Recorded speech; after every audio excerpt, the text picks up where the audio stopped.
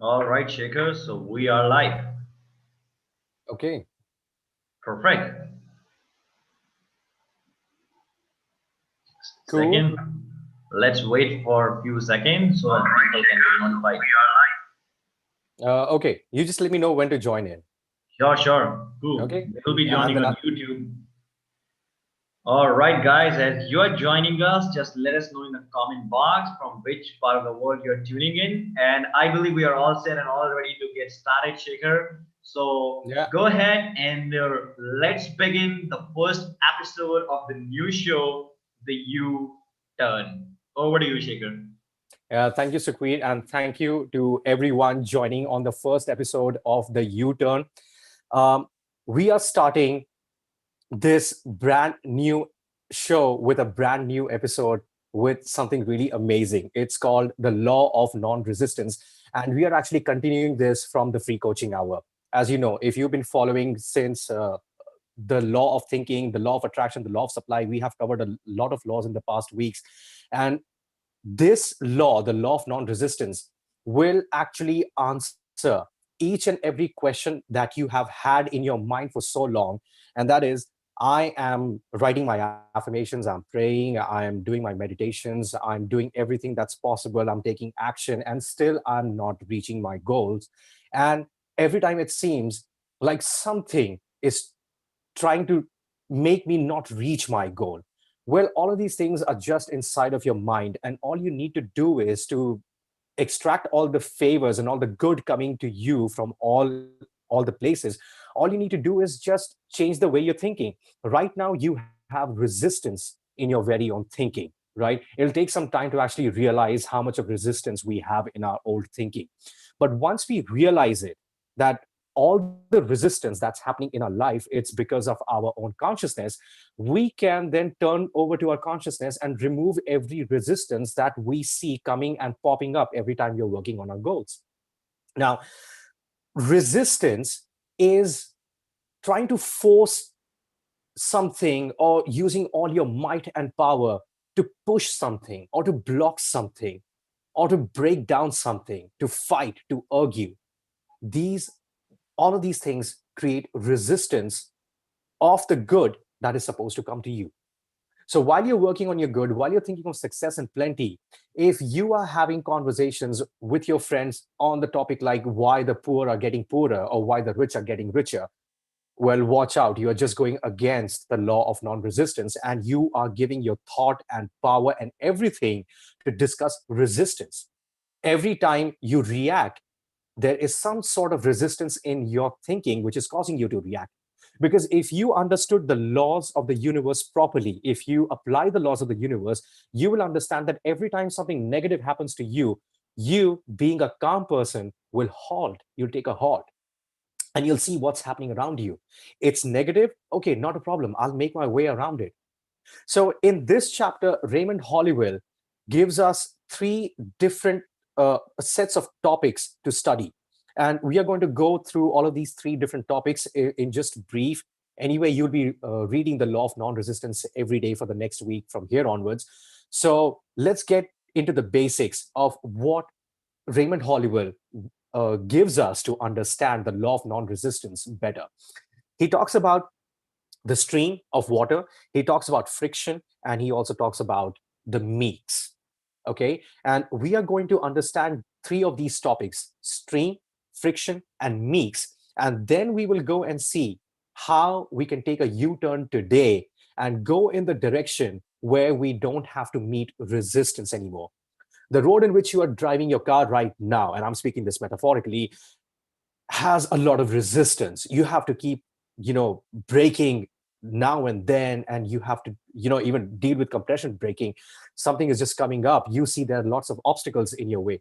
How about if you take the right U-turn and go on a highway where everything is just smooth and you can drive at the speed which you feel like? Wouldn't that be really amazing? So let's just go into and see how Raymond Holliwell gives us an example of a stream of water which is born at the top of a mountain where the snow is melting slowly. And this stream without destroying anything in its way. It just makes its way around to join other streams. From there, it joins the river, and from the river, it joins the mighty ocean. So over here, you are like the stream as a student, and the mighty ocean is the goal that you have set for yourself, because the goal that is worthy of you is a mighty ocean. Other streams, they're not your goal. The river, meeting the river, that's not your goal. Your goal is likened to a mighty ocean. And we have to understand and study the stream and how it follows the law of non-resistance perfectly. It's like the example of the law of non-resistance is being given to us by the universe in nature itself. So we're going to have a look at that. And then from there, we are going to go and learn a little bit about friction, because when we are not using the law of non-resistance properly, we are creating resistance, which is causing friction in our lives. It's causing friction in our relationships, friction in us getting to the goal that we want to go, friction in our business operations. It's causing friction about everywhere if we are not using the law of non-resistance properly. We're going to have a look at friction. Excuse me for that. And we are also going to have a look at how to come out of this friction and make sure that from today onwards, there's going to be no more friction in our life till the day we are diligently practicing, studying, and applying these laws. Then we are going to talk about the meeks. Okay, meek is somehow likened to weak. Okay, but Raymond Holliwell says, do not confuse meekness with weakness. We are going to go deep into how we have to change our thoughts and become a meek. But that does not mean that we are going to become powerless. In fact, in today's episode, I will show you how Raymond Holliwell has given an example that when you become a meek, you actually become stronger. We're going to have a look at that. And then in the end, I'm going to show you how to take that U-turn and practically apply the law of non-resistance, and how some of the biggest players in variegated industries are applying the law of non-resistance every day perfectly. And they're attracting lots and lots of customers. They are attracting lots of conversion, lots of scales. It's like they are running their business smoothly, easily for lots of customers, right? So if you are struggling anywhere in your business to bring in more customers, or customers are coming in but conversion is not happening, you're looking forward for more conversions, you're looking forward for more sales, you have to start to see where is it in your business plan, where is it in your own consciousness where resistance exists. Because wherever there is resistance, there will be some sort of a friction in whatever action you take. And doubt, fear, and worry, these are the things that easily cause resistance. Even when you think resistance is not there, somehow or the other, entertaining doubt, fear, and worry will attract more and more of resistance into your life. So let's go ahead and start by understanding how the law of non-resistance functions perfectly in nature. Here, I am going to read out a paragraph from the book Working with the Law by Raymond Holliwell. And this is a pretty powerful paragraph. For me, this is the most powerful paragraph in the entire book, Working with the Law. For you, some other paragraph would be more powerful. But whenever I read this paragraph, every time it brings out something inside of me, which tells me that if I need to reach my goal, and if I haven't reached it yet, it means I have to go and keep on finding about where am I creating resistance for myself. Other people, outside situations do not create resistance. Resistance in your mind, in your consciousness, in your thinking, in your application. These are the things that causes outside things and other people to create resistance for you. So let's go and have a look at this example of the stream and how the law of non-resistance works perfectly in nature. Raymond Holliwell gives an account that water is very powerful, yet it is a perfect non-resistant element. Now, here he is saying that water, being a powerful element, chooses to be non-resistant. Water, with all its power, can become resistant, but it chooses to be non-resistant. We can see where it has worn away the hardest rock. We have seen it sweeping everything before its torrential outburst. Bridges, buildings, trees, nothing can withstand its force. Yet, note how the great river begins. It starts with a small stream or brook high up in the mountains, where the ice and snow feed it in the springtime. Note also that it is a very crooked little stream, nothing like the great river it finally flows into. You see the little stream of water run into a huge boulder, a fallen tree, or debris made up of bushes, decayed leaves, and the like. Now, here the author explains in the same paragraph how the stream of water uses the law of non resistance.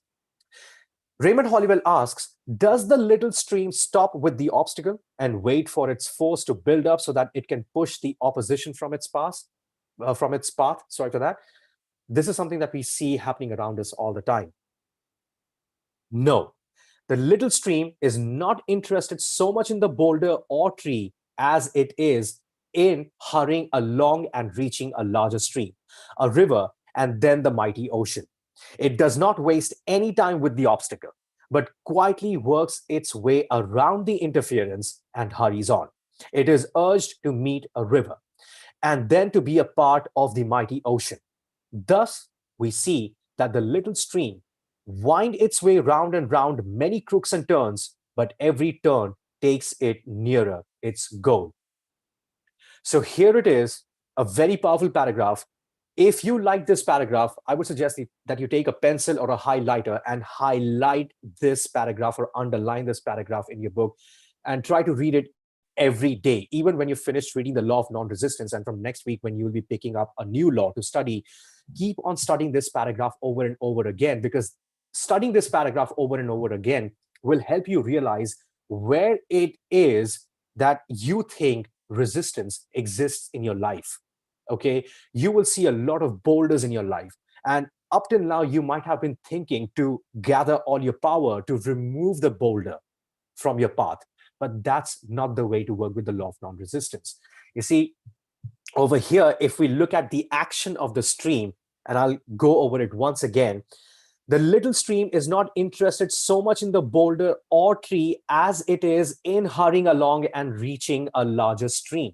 So you must be fully concentrated on reaching your objective and not actually sitting and wondering why the obstacle came about, how the obstacle came about, and what am I going to do so that the obstacle runs away from me. This is not something that you need to do. You need to use your mind to think and make your way around the interference. Now, in this process, the little stream wind its way round and round many crooks and turns, but every turn takes it nearer its goal. So every time you think that you found a shortcut to reach your goal, and then all of a sudden you see an obstacle and you think, oh my God, I just had a shortcut and this thing has come up as a problem. Remember, the universe has just sent a teaching to you. There is no shortcut which you were thinking was actually the shortcut to your goal. You have to build yourself up, you have to level yourself up, and you have to learn how to make your way around obstacles. The obstacles will automatically give you way to reach your objective, but you have to apply the law of non-resistance over here.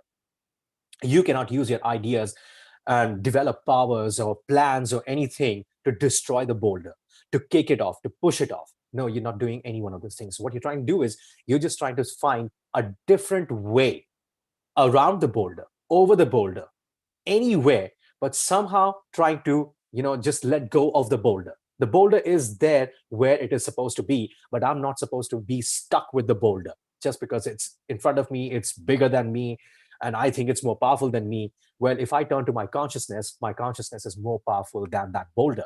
And my consciousness will give me the idea in the right time and show me the exact way, the exact path that I need to take. It might be a longer path. It might be a crooked path in the beginning, but I will take that path because I know that I don't have to resist the boulder. I have to make my way around the interference. Over here, Raymond Hollywell compares the little stream with the students. You are a student of the natural laws of the universe. I'm a student of the natural laws of the universe. You study the mind. I study the mind. We're all the same page, right? But we end up resisting so many things, what we call obstacles. Now, as a sincere student of the natural laws of the universe, we understand from today onwards that we will be applying the law of non-resistance every time we think that something is a big obstacle for me. Okay. Another lesson we may learn from the stream is that when it is small and struggling, it has the most difficult time. So if you've just started to study the laws of the universe, if you've just started applying them and you're not seeing any results, don't be heartbroken. When the stream is small, it is crooked. Okay, it is struggling. It has the most difficult time when it is small. In the beginning, it will have so many obstacles across its path that is ever winding around to avoid direct opposition. Silently, it uses the law to be non resistant and it grows stronger in force and volume. So, this is what the law of non resistance gives us. If we follow the law of non resistance, we will gather more force and more volume and take a different path altogether, concentrating only on our objective. And by the time we reach our objective, we will be a different person than what we were while we had set that goal. All these obstacles come in our way so that we can apply the law of non-resistance. So anytime, the next time you see an obstacle, you think something to be an obstacle, just bless it. Just thank it because it's there to give you a lesson in the law of non-resistance. Start to apply the law of non-resistance right then and there when you consider something to be an obstacle. When it becomes when it becomes a larger stream and then a river, its path is more direct and the obstacles become less and less. Then it is not far from the mighty ocean. Students are like that. They have their hardest tests and delays while they are yet weak in power and understanding. So, how do we grow our power? How do we develop a better understanding of the law of non resistance? By studying it every day, by applying it in our everyday affairs. In the beginning, it will seem like, we are going contrary to the popular belief, but that's exactly what we need to do. We need to go contrary to the popular belief if we need to successfully apply the law of non resistance in our life. The wise ones will not fight the obstacles. There you go. That's the action that we need to take. But bless them and go on. This will seem difficult in the beginning. You see, liken yourself to a stream, and the stream has a lot of difficulty in the beginning. So, when you're going to apply the law of non resistance in the beginning, you will feel it really, really difficult to apply it. But keep on applying it, because the more you keep on applying it, the more easy it will become for you to apply it in due course of time. And you will never ever have anything called resistance or friction in your life the next time you set a bigger goal when you reach your mighty ocean. As they go on with faith and assurance, they grow stronger and become like a great stream and river. Their course becomes more direct, their understanding is of greater depth, and the mighty ocean, their ultimate objective, is not far from them. Every worried thought, every fear, doubt, complaint, argument, and angry thought are but so many boulders, large and small, that you cast into your stream. These tend to change your course and to lengthen the time for your goal to be reached. Remove and dissolve every obstacle by blessing it and being willing to understand it. Mark it no longer a stumbling block, but a stepping stone leading to your highest good. Now, this is the action that we need to take. What you and I consider to be a stumbling block, we can, through the power of our own consciousness, convert it into a stepping stone. It might not look like a stepping stone, but we can make it into a stepping stone and we can use it to reach to our goals closer and faster than what we had thought of. But the more we resist, the more we curse, the more we concentrate on why this boulder is here. It was not supposed to be over here. I did not attract this boulder. You see, all these kind of things will take you far away from your objective. And you will spend most of your time thinking why the boulder is here and what can I do about this boulder. Instead, if you're thinking about your goals, you will get a hunch on how to get your way around the interference and your way make a new path altogether, if you wish, to go and join the river. And then that river will take you to the mighty ocean. So that's how you reach your goal. You see resistance, you see friction, you see obstacles, bless them, move on. Look for ideas to go around the interference. Your subconscious mind is your best friend over here. You can use prayers to get around your obstacles. Do not concentrate on the obstacles. Make prayers for your goal. And your subconscious mind will automatically give you a hunch, the idea to go about and around the interference, which you call a stumbling block. And in this process, you are going to make your stumbling block into a stepping stone that is actually going to lead you closer to your goal. And now let us understand friction. What is friction? Why does friction happen when we do not use the law of non-resistance? And what can we do to eliminate friction and resistance from our lives? Raymond Holliwell says, when they meet an obstacle, they stop their progress to collect their forces and put up a fight to remove it. This resistance they set up causes friction. Friction causes an irritation and an inflammation. Remember, it is not the movement of a machine that wears it beyond use and service, it is friction. Friction is opposition and resistance. Next time you get involved in any kind of an opposition or a resistance or an argument or a fight, just remember that you are working with friction. If friction has come about in your life, you can remove it with the use of your mind. But if you choose to stay over there, you are entertaining friction. And by doing that, by being a part of that friction, you are actually bringing about more and more friction into your life. If we go through life fighting, opposing, resisting, arguing, we are bound to meet with many obstacles and likely become so occupied fighting them that we lose sight of our real objective. Whereas if we strive to make a little of the obstacle and keep our minds on the objective or the desire we set out to gain, we may have to wind round and around, but if we persevere, we will ultimately win. We will reach the goal. And this is exactly how we reach the goal. We refuse to fight, we refuse to oppose, we refuse to resist, we refuse to argue. It's not easy when we do this for the first time, but this is something we need to do, we need to apply, and we need to keep on getting better in this habit of not fighting and arguing. And that is exactly how we can prevent all friction from entering our life. If we can get into a habit of not fighting and arguing anymore, I'll go later into how we can become a meek, then it's a sure shot guarantee that I'm never ever going to meet with friction. I might meet with a little bit of resistance, but now I know how to let go of the resistance. But friction is something that we dwell into when it happens, and then we attract more and more of the friction. So, how do we stop this friction? To extend a loving thought to anyone, anything, removes the opposition and enmity that once seemed there. This removal must first be in the person's consciousness. Once the thought of enmity is removed from your consciousness, you will not attract the same condition again. Do good to them that hate you. This is the law of non-resistance. Because in doing good, you are raised above the thought of hate, and hate then cannot touch your life. Isn't that wonderful? Why should you do good to them that hate you? Because in doing good, you are raised above the thought of hate. That is what you and I should be looking forward for as sincere students of the mind, because we want to raise ourselves above the thought of hate. And hate then cannot touch your life. Powerful, right? Bless them that curse you.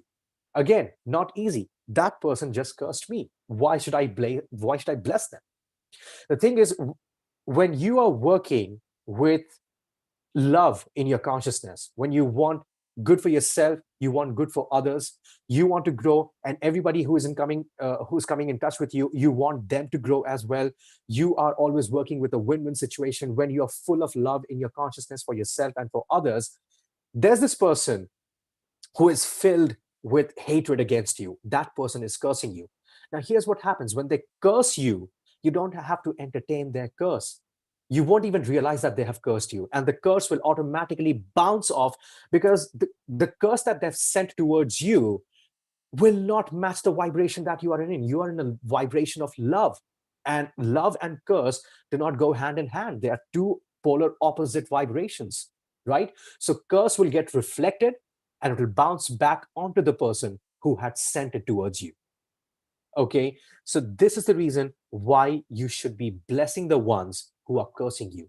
Because when you're blessing them who are cursing you, you are raising your level of vibration.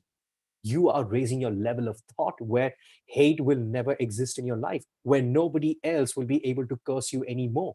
You are blessing them who are cursing you. It's exactly the opposite of what we see in society. When someone finds out that you're cursing them, they get in a full on revenge mode. They want to attack the one who cursed them, who used abusive words for them. But don't do that. The next time you find someone cursing you, just bless them, because now you have leveled up in your consciousness. Now you understand that the other person does not understand the laws of the universe, and therefore they are cursing. If they knew how the laws function, they would never curse anyone. They would spend all their time loving themselves and loving others. But no, since they don't have any idea about the laws of the universe, since they do not study it, they do not apply it, they are full of hatred, curse, and whatnot, all the negative vibrations. And pray for them that misuse you. Somebody just took advantage of your skills. Somebody asked you to do something for them, and then they did not pay you. They did not even say a thank you to you. They don't even want to keep in touch with you because they wanted something to be done by you. They contacted you, got it done, and now they all of a sudden they vanished. And you're thinking, oh my God, that guy just exploited me. Stop thinking like that. This is what you need to do. Pray for them that misuse you. They misused you again because they do not know the laws of the universe. They thought they were smart. They would come to you. They will not pay you. They will extract all the good that there is in you. They will get the project completed and then run away. They do not know that they are cursing themselves. They have to live their life forever like this, short of money, trying to get things done for cheap, or trying to loot people, getting the job done from them, and then running away, blocking all their contacts, like deleting the email accounts. It usually happens in a lot of industry where people actually want to extract some work from people without paying them or paying them less. It doesn't matter if somebody's underpaying you. It doesn't matter if somebody misused you. Pray for them, bless them. Again, it will seem contrary to the popular belief, but if we have to apply the law of non-resistance perfectly in our life, this is exactly what we need to do. And we need to start doing this from today onwards. Okay. Now, the question is why? Why do we have to do all of these things? Why do we have to be good to them who hate us? Why do we have to bless them who curse us? Why do we have to pray for them that misuse us or exploit us? The answer is blessing calls forth the highest good within you. So when you bless them, when you pray for them, you are leveling up higher and higher in your vibration. And that is your only job on this planet, to keep on growing your awareness more and more and more and more. Okay. And what better way to grow your awareness than to keep on blessing people, than to keep on praying for others? You pray something good for others, and that prayer will ultimately come back to you as well. It will do good for you as well. So that's the only reason why we need to bless, and that's the only reason why we need to pray, because it brings out our highest good, which is our job. Why are we studying these laws every week? Why are we applying these laws every week? So that we can develop ourselves from within. We can draw something out from within so that we can keep on growing every day. And these are certain little actions that we need to take. It will be very difficult in the beginning, just like the stream has difficulty when it is a small stream. It's crooked, it has lots of obstacles, but it just keeps on persisting in following the law of non-resistance. And pretty soon it goes and meets the other streams. From there, it goes and meets the river. From the river, its direction is more concentrated, straightforward, and it directly goes and meets the ocean, the mighty ocean. It's gold. And that is the only reason why we need to bless and pray people who hate us, who envy us, who don't want to do anything good for us. Our job is to bless and pray for them.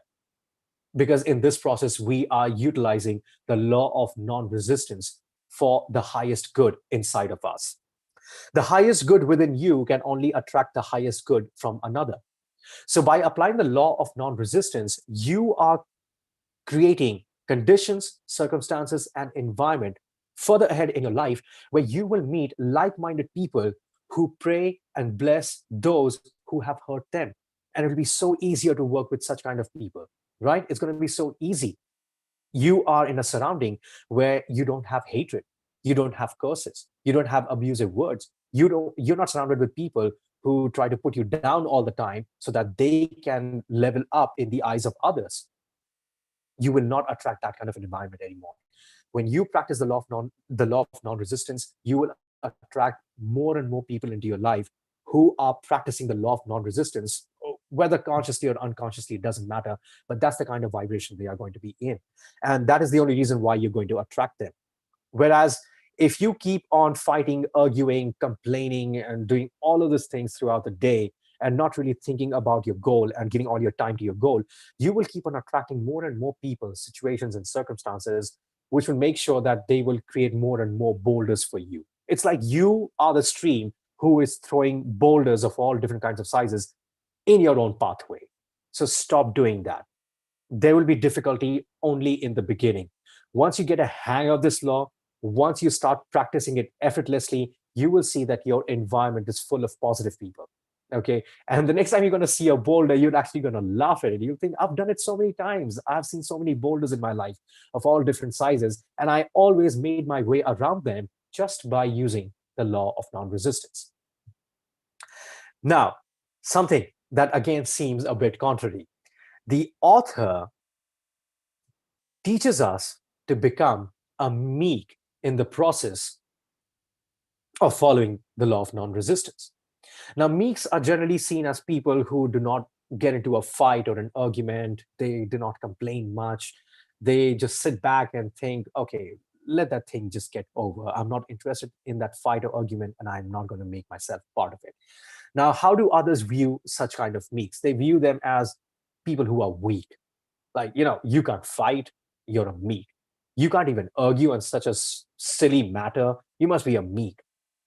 This is where Raymond Holliwell tells us not to confuse meekness with weakness, because in meekness lies your true power of the spirit.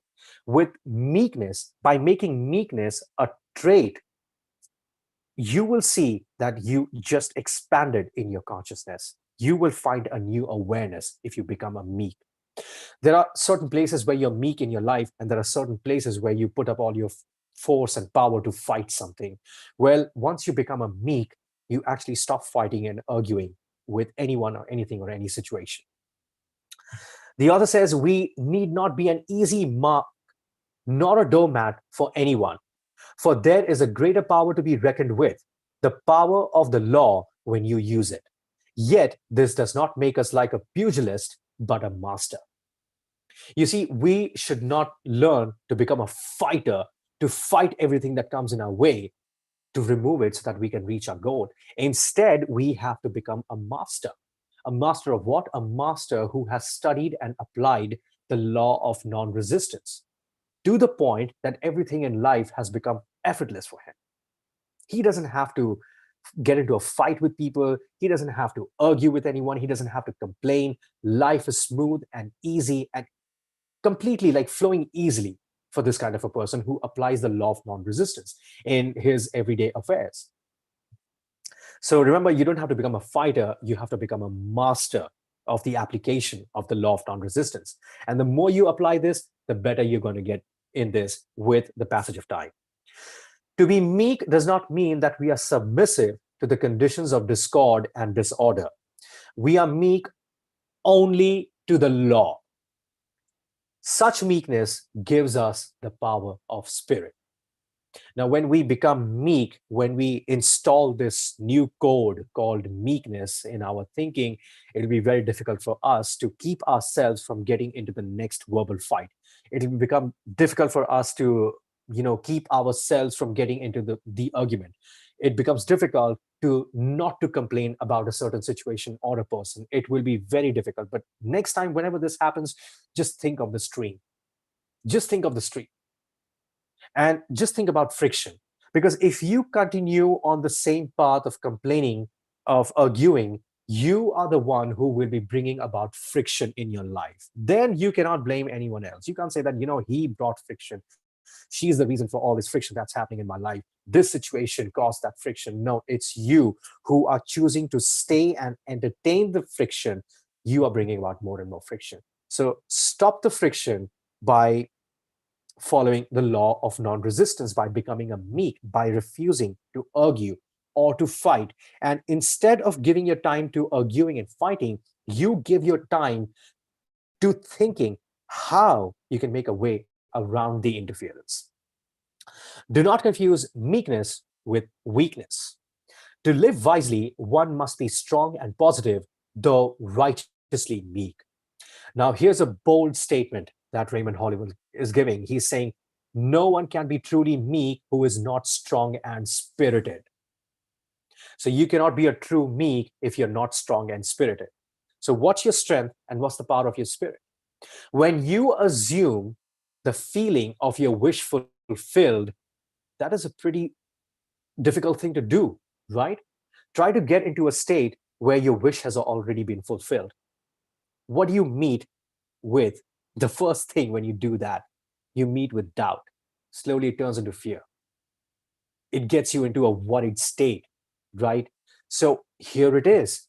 If you adapt meekness in your personality, you will become strong and spirited.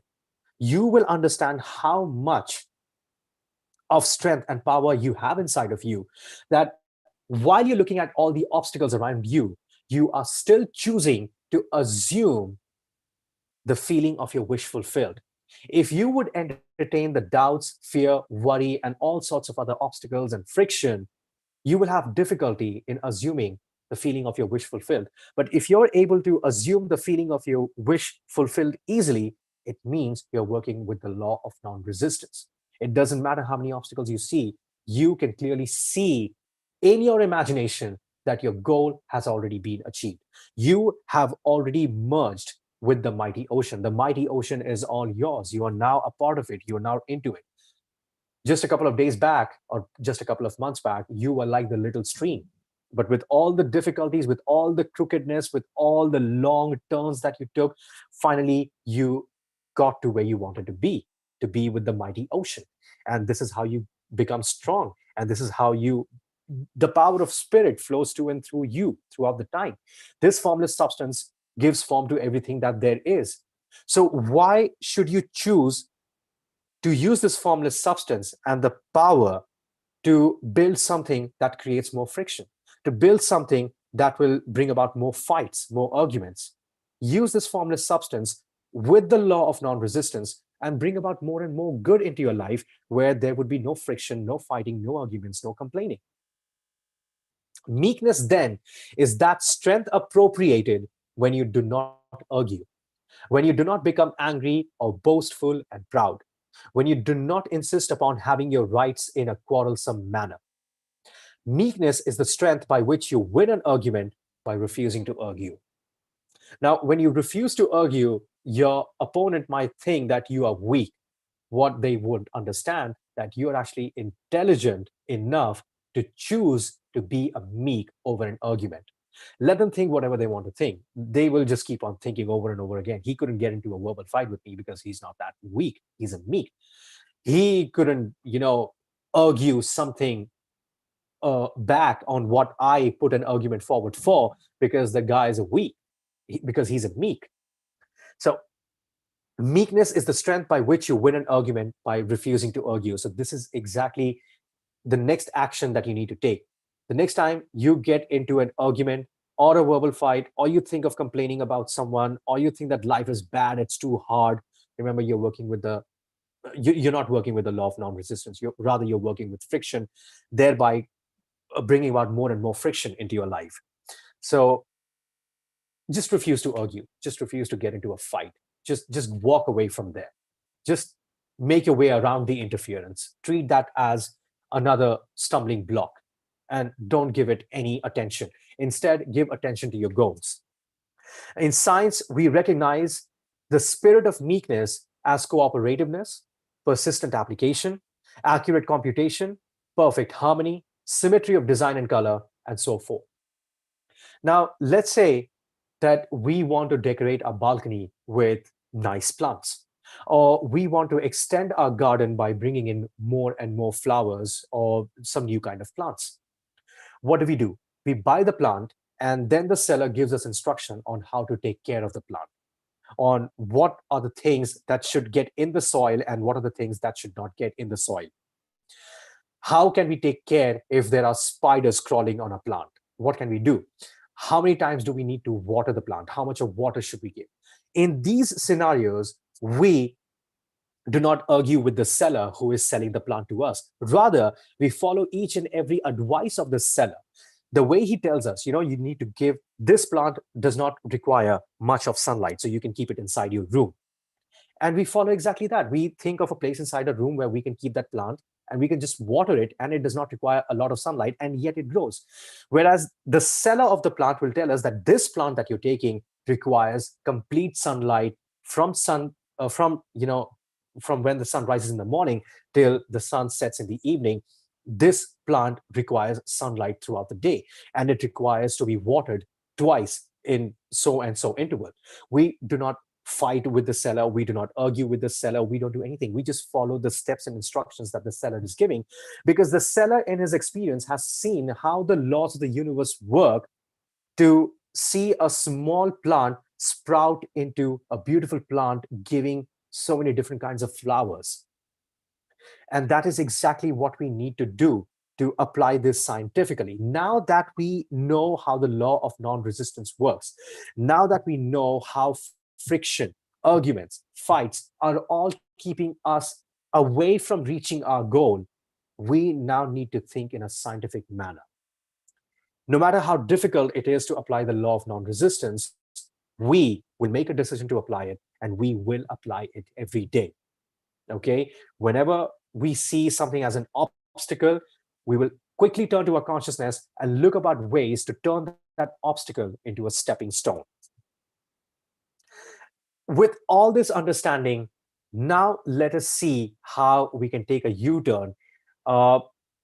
Basically, over here, I'm going to cite some examples of how people, different industries, the biggest sellers, are actually using the law of non-resistance in their business, so that you can take inspiration from them, and then you can think about your business and you can revise your business plan and see where are the places where you think there are stumbling blocks, there are obstacles, there are friction, and you can change all of them through your thinking just by applying the law of non-resistance. Now, in the practical application, we need to understand and memorize one quote. That is, if you need to memorize. Resistance fails because it is not in accord with harmony and order, which is the law. So the next time you find yourself in a situation where you feel that you are resisting, just recall this quote, that resistance is never in accordance with harmony and order. The law, be it any law, is always in accordance with harmony and order, but resistance is not. So this means that resistance is not the way law intended you to work with, but you ended up working with resistance. So you can stop that right now, and you can start working with the law of non-resistance. This will actually expand your awareness more and more, and you can, whenever you look at your weaknesses, you can always turn all of your weaknesses into your strength, or you can just find a way around and skip that weakness and go about developing certain other thing where your skill can give you more strength. So whatever it is, remember, the next time you catch yourself being resistant in a moment, a situation, with a person or thing, just recall this lovely quote and remember that resistance is completely opposite to the way the law intended you to work. Now, Raymond Holliwell gives us a small action planner kind of a thing from which we can take inspiration and use it in our action planner. He says, a salesman will study the ways and means of selling an article. He will approach a customer and present his product in a careful manner. He will bring out comparison with other similar products. He will praise his product and show all of its good points, trying all the while to avert any objection or argument in the customer's mind. In this manner, he builds up a positive sales talk and leads his customer to a positive acceptance. The whole of salesmanship is built on the law of non-resistance. So there you are running your business, and you have a product or a service that you need to sell. You need to make a sale for that, and it's just not happening the way you want it to happen. You want certain number of pieces of products to be sold out every month, and it's not happening that way. Why is it not happening? How can you change it? How can you follow the law of non-resistance? Over here in this quote lies in all the examples and inspiration that you can take in and start writing your action planner right now. Let's go through it one by one. The first thing is to study the ways and means of selling an article. It doesn't matter what product or service are you selling. It doesn't matter which industry are you in. This is true for every product, every service, in every industry. Okay, you have to learn the ways and means to sell your product. Look at how the top sellers of your industry are selling the same product. Okay, and then you don't have to necessarily copy them. In fact, you can just get inspired from them, and you can make out your own marketing strategy, your new sales strategy. That's what you can do over here. The second thing is presentation. If you have studied your product in detail, if you have studied in detail the means and ways of selling your product, now comes the time that you have to present your product in front of the customer. You will make a presentation in a very careful manner. Now, what will you be doing while you're presenting in a careful manner your products or services? Number one, comparison. He will bring out a comparison with other similar products. Now, bringing out a comparison does not mean that I will try to criticize other people's products and say that is so bad for that price. They're not even giving you this and that. Whereas look at me, I'm giving you this for this price. No, that's not the way you're going to compare. You're going to compare by saying those are the features of the products available in the industry right now. But I am giving you this product or this service, and this is so special because it's coming at this price, and it has got features number 1, 2, 3, 4, 5, 6, and go on praising your product while you're presenting it. Comparison and praising are the two things that you need to do, but make sure that you do not put any other brand down. You make sure that you do not belittle any other product in the eyes of your customer. You are doing positive sales talk. So when you are doing a positive sales talk in front of your customer, even though you're talking about products and services of other industries or maybe your industries, you must make comparisons such a smart way that you do not criticize anyone or any product destructively.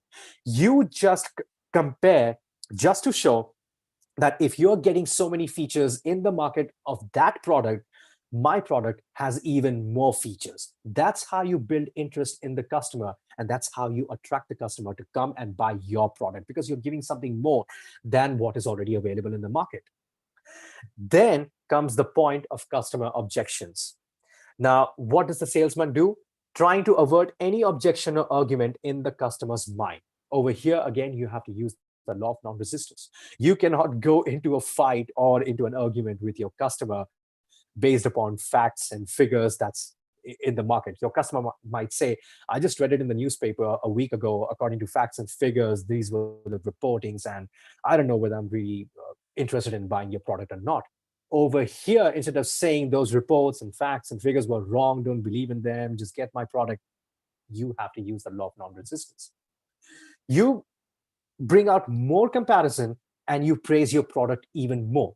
And you show them that no matter what the facts and figures are being published in newspaper, when you buy my product, you will be thinking that I have paid way less for what I have got. That's what you need to do to get your customer interested, attracted, and thereby closing your sale. That's exactly what you need to do. Positive sales talk leads to positive acceptance. So what you need to do right now is take your action planner and all the points that have been discussed in this paragraph, open this book, open the paragraph, a salesman will study the ways and means of selling an article. And from here, make all the points in your action planner on how you're going to study the ways and means of selling your article, how you're going to do the presentation in front of your customer, how you're going to compare with constructive criticism, and how you're going to praise your product. Okay. And obviously, in every field, no matter what product or service you're selling, the customer will come up with objections. You barely find customers who do not argue back with you, whatever features you're trying to explain them, excuse me, about your product. So what you need to do is you need to apply the law of non-resistance, be calm and cool, and try not to say things like those facts and figures are old or they're worn out and they don't apply anymore. Rather, be with those facts and figures and still tell the customer that in spite of all the facts and figures that you have studied or done a personal investigation on from your side, my product stands still as a champion, as a star. Let me give you 3 or 4 more benefits of buying this product. And that's how you go on. So make this a part of your action planner. Whatever product or service you're selling, follow these steps. Raymond Hollywood says successful business houses everywhere are using it. Department stores are the outgrowth of its use. Look at this. Department stores are actually using the law of non resistance. And the reason why they are outgrown in every shopping mall you possibly visit is because they are using the law of non resistance perfectly. Let's have a look at some leading department stores in India. We got, these brands like Shopper Stop, Lifestyle, Pantaloons, West Side. Uh, when you walk into their store, when you walk into a mall, you see that there are so many brands who have closed their doors. You actually have to open the door and walk in. They have wooden doors. Some of them have glass doors. All you need to do is you just need to pull or push, depending on the instruction that's hanging on the door. Whereas if you look at all these department stores, like Lifestyle, Pantaloons, West Side, Shopper Stop, they have their doors open. You just walk straight in. That's all you need to do. You just walk straight in. And what happens when you walk straight in? You see the department stores using the law of thinking properly. How do they use the law of thinking properly? Whenever you go inside these stores, when you would just walk in, you see that clothings are on one side. Formal clothings are on the other side. Casual is on one side. Men's section one side. Women's section on the other side. Kids section maybe on the top floor or something like that. You've got shoes on one side. You've got bags on one side. So in that way, the customer, it becomes really easy for the customer to walk his or her way around and actually choose whatever it is that they want to buy. If I'm not in a mood to buy shoes today in the department store, I will not look at the place where they're selling shoes. I will right away try to see if I can go to the billing counter, get everything billed, or I'll just have a look around and see, oh, that's the section where they have perfumes. Let me go and buy a perfume. That is exactly how these department stores are using the law of thinking and the law of non-resistance. They are trying to make it easy for the customers to just walk in, pick up whatever they want to pick up, and then go for the billing, right? And even at the billing counter, they are using the law of non-resistance. Now think about it. You just walk in and you say, you know what, I'm not carrying enough cash, though I have an e-wallet and I'm also carrying my credit card and debit card. So can I split the payment? And they say, absolutely, sir. You can pay so much and so. How much do you want to pay in cash? And you say, I want to pay so much, so and so much in cash. And they just go around in their software and they bill it. They say, okay, fine, you make a payment of this in cash, and the rest of the payment, would you like to pay by credit card or by debit card or by e-wallet? If you're going to pay by e-wallet, you're going to get a cashback and you've got other offers.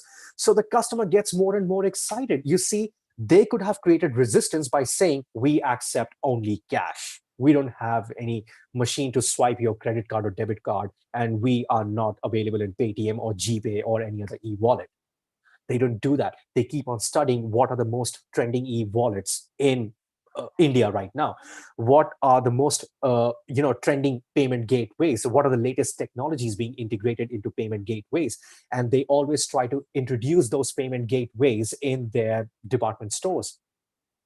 Let's have a look at Spencer's. Every time you will see that Spencer's, wherever you go in, whichever shopping mall, whichever city you live in, Spencer's is always in the basement. Why do they do that? They have been in business for about 100 or maybe more than 100 years, and they operate all over the world. And this is what they've learned on how to apply the law of non-resistance.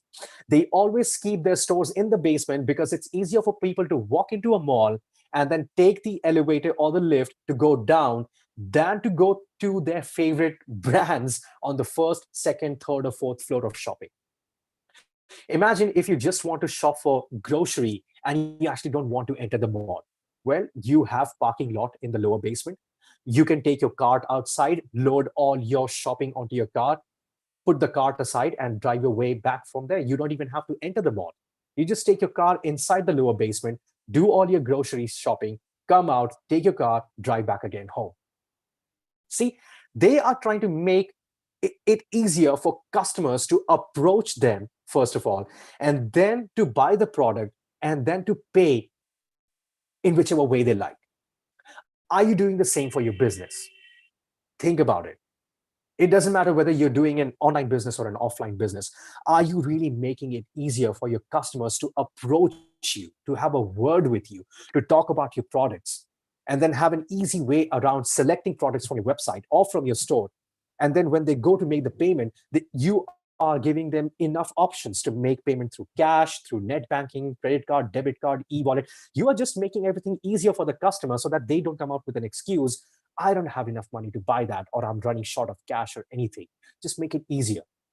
This should again go in your action planner on how it is that you can use the law of non-resistance to make it easier for the customers to come to you, approach you, know about your products, buy it, and then you can put your customers into a repetitive process by giving them loyalty points, by giving them feedback calls, by trying to understand how they are feeling after using your product. Have they finally found the solution that they were looking for? They came to buy a product because they were looking for a solution, and you market it to them that whatever problem it is you have, the solution is in my product or my service. Are you living up to it? Are you giving more than what they expected from the product? Are you giving more service than what they expected while they were paying you for the service? Think on all these things, apply the law of non-resistance, and make it easier for customers to approach you and buy the product from you. Now, how do all these big brands come up with ideas to do all of these things? Raymond Holliwell says they often employ men and women to study ways and means to interest and attract customers. They study the law of non-resistance and the simple ways it can be used upon the public. Again, see, they employ men and women, which means they keep special people in a special department, paying them a monthly salary just to research, investigate on consumer behavior, on what's happening in the market right now. How can we make it easier for customers to approach us? You see, as technology is advancing, we are using more and more of the apps to do our shopping, and not like the olden days where we pick up a phone and we give an order to a restaurant and then we wait for taxis. Look at Uber, look at Swiggy. What have they done? Earlier, think of the time before Swiggy. What did you have? You had those little pamphlets and brochures from your favorite restaurants who said we can deliver within 5 kilometers or 10 kilometers or something like that. And then whenever you wanted to have food at home from a restaurant, you would look at the number on the pamphlet, you would give them a call, place your order, and then you would pick up all those pamphlets of the restaurants which are within 5 kilometer range from your home. Swiggy has made it simpler.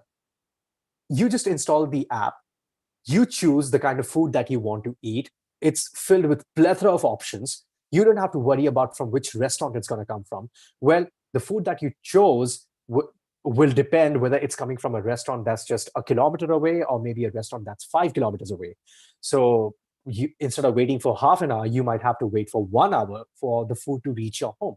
Swiggy has its own limitation too, but it's giving you access to so many restaurants around your area, wherever you are. You see, when you go to your friend's house and you want to surprise him or her, you just take out your Swiggy app, turn on your location, save the address, and all of a sudden you order food for them. Isn't it exciting that Swiggy is making, Zomato and all these apps are making so easy for people to order food? In the same way, Uber just came in, and all the problems that we had of hiring taxis, it just eliminated them. Download the app, turn on your location, give the location where you want to go, and there you go. It gets you connected with nearby Uber drivers. It's generating employment for the drivers. It's making your life easier. You can pay by cash, you can pay through e-wallet. Again, it's keeping everything open so that you take a ride in their car instead of taking your own car, or instead of taking your local taxi, which has been operating in your city for years and years, for decades and decades. Uber just came in with this process of law of non-resistance, making it easier for customers to hire a taxi, making it easier for them to pay for the taxi and then reach on their destination. And you have it available 24/7. In the earlier days, I'm talking about 10 years from now, if we go back in time, we had a hard time catching a taxi in any metro city after 2 a.m., right? But now with Uber, you don't have to worry so much, whether it's 2 a.m., whether it's 3 a.m., whether you're coming out of your office or out of your friend's home after a party. You know that you are secured. You know that you have a taxi. All you need to do is just, give your location, open up the Uber app or the Ola app. Sorry, the OLX app or something. I think it's Ola. I'm sorry for that.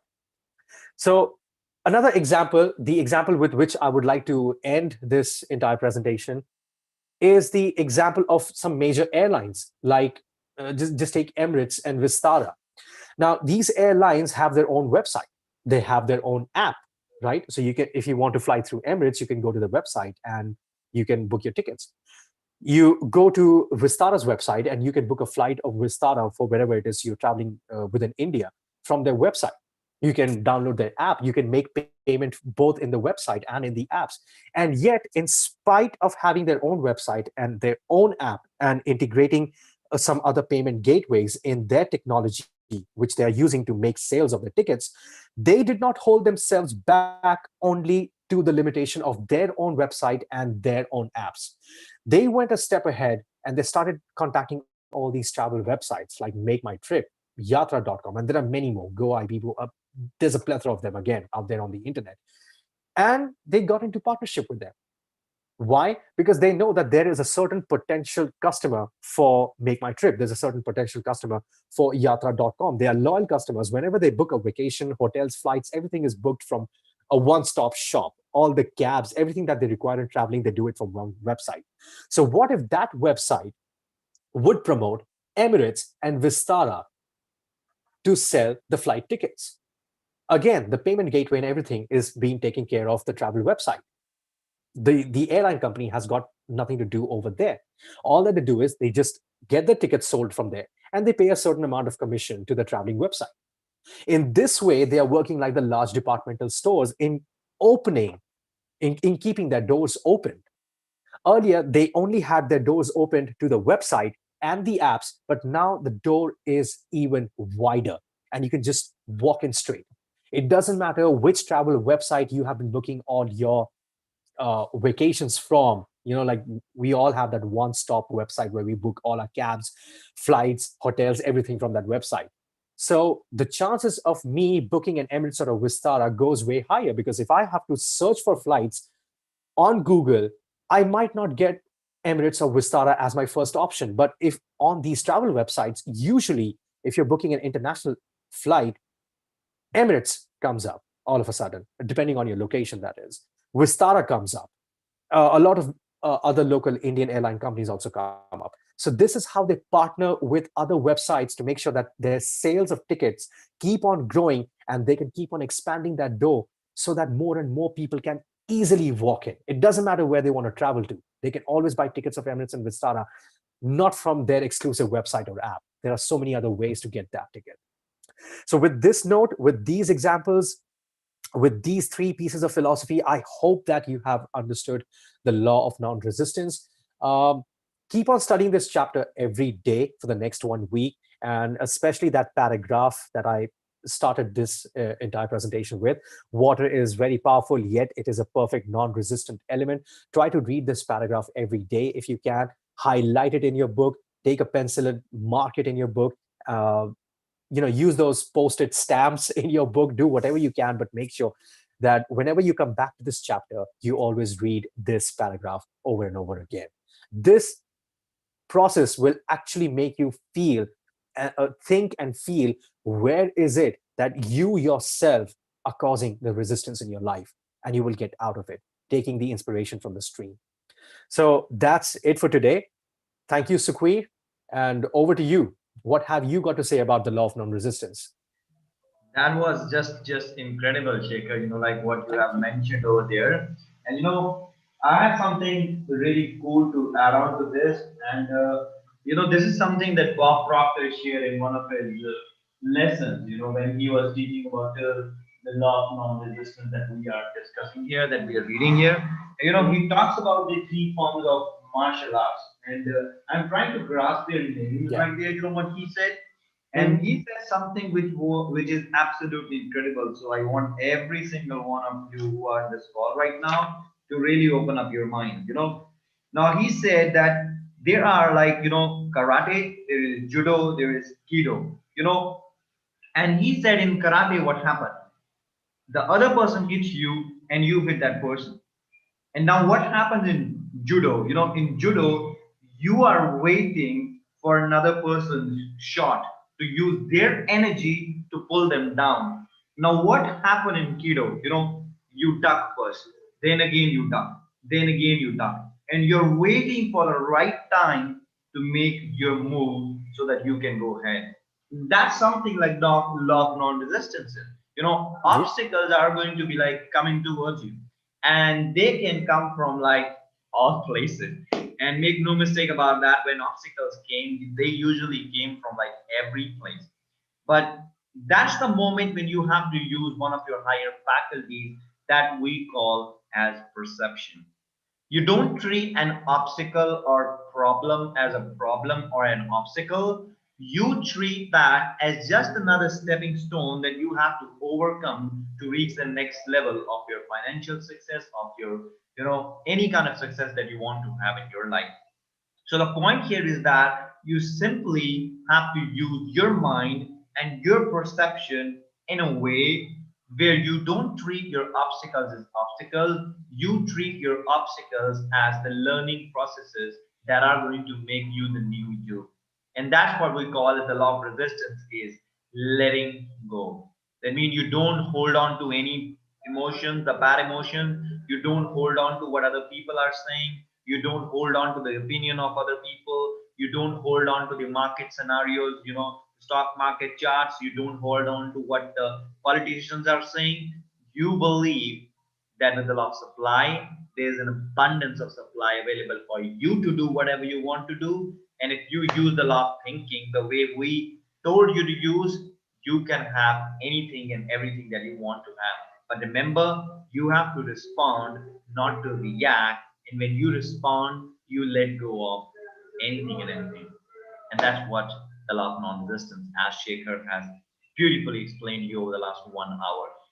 And you see, the beauty is that we don't even know that we are beyond 1 hour mark in this first episode. And what I really loved it, Shekhar. Thank you so much for Thank bringing you. such deep ideas about it. And I absolutely love the example of, the the open doors, the shopper stops and all those malls, they have their doors open. So you just walk through them. You don't have to open the door or something like that. That's the law of non-resistance, where you get in there. And then another example that you gave, that when you're dealing with your clients, have every payment option so that you don't create any resistance by saying, oh, no, no, we don't accept that, we don't accept that. Be open and willing to the possibility, and then see how the universe is going to respond to you.